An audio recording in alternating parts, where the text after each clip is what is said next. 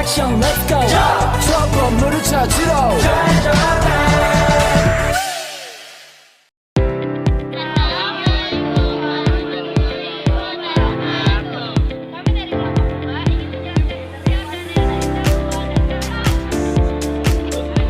Perkenalkan nama saya Diandra Anjani. Perkenalkan nama saya Muhammad Wandi. Perkenalkan nama saya Ahmad Wandi. Perkenalkan nama saya Salih. Perkenalkan nama saya Amis Taufik Ibrahim. Back when we were still changing for the better, wanting was enough. Yang pertama, saya menjelaskan hewan merupakan makhluk dari hewan karya tinggi. Namun hewan berbeda dari seluruh hewan lainnya. Karena hewan memiliki tidak memiliki hewan adalah Mitochondria, Lisosom, Membranel, Corolla,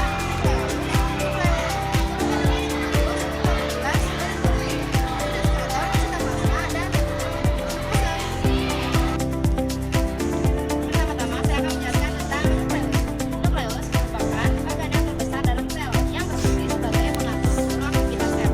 Nukleus berbentuk bulat atau oval yang terletak di tengah-tengah sel.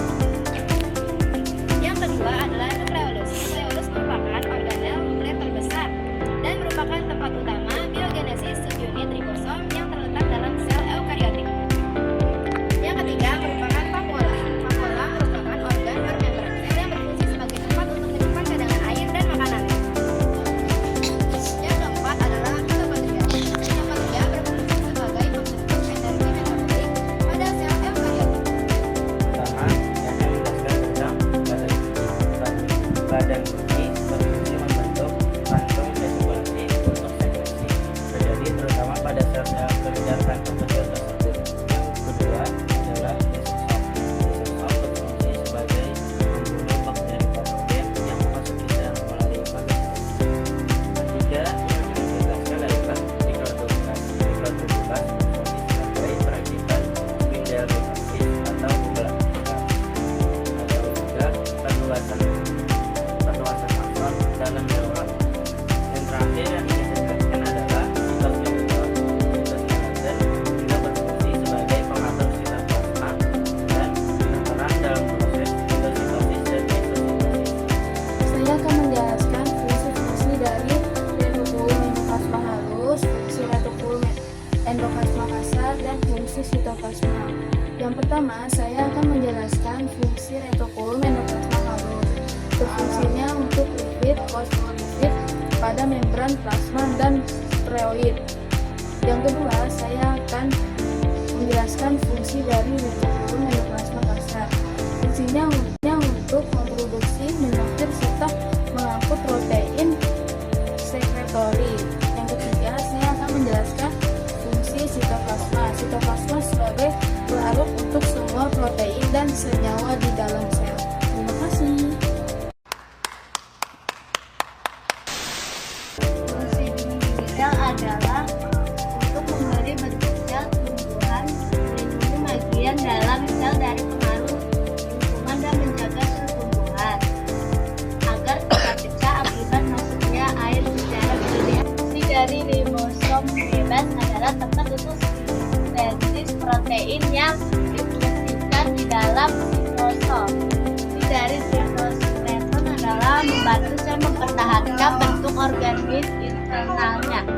Fungsi dari cairan sitoplasma sebagai tempat penyimpanan bahan kimia sel yang penting bagi metabolisme sel seperti enzim-enzim, ion-ion, gula, lemak, dan protein. Fungsi dari membran plasma untuk mengatur berbagai jenis zat yang larut dan keluar masuknya zat osmosis. Dan logi pertama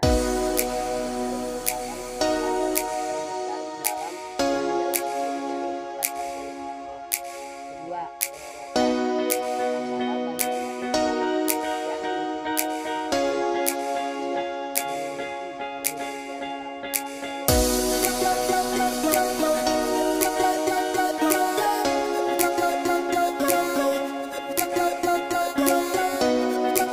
halus berfungsi untuk membentuk dan menyalurkan bahan-bahan yang dibutuhkan oleh organel-organel sel. Ada juga vakuola. Vakuola dapat berfungsi untuk menyimpan asam amino bebas, gula, dan ion.